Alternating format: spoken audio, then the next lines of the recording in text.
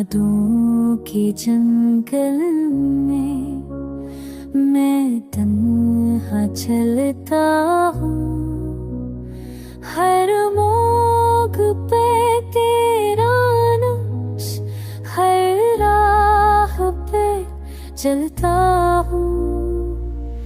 खामोश है लम्हे, खामोश है दुनिया, मेरी बरबातें सुनता है बस दिल का सहरा।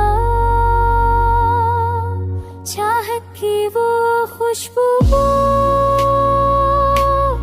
अब धोई में गुम है, जो ख्वाब थे रोशन अब राख का आलम है।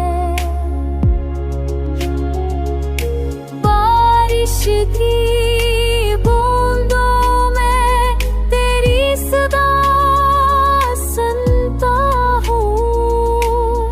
अंधेरों की गहराई में तुझे ढूंढता हूँ।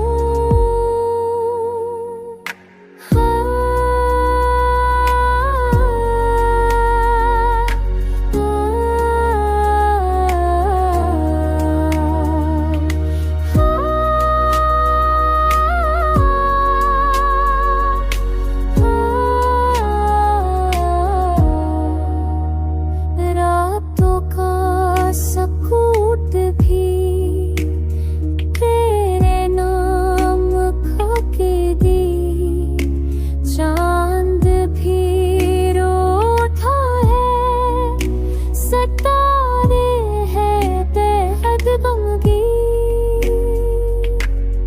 मोहब्बत की राहों में मैं बाला मुसाफिर, मोहब्बत की राहों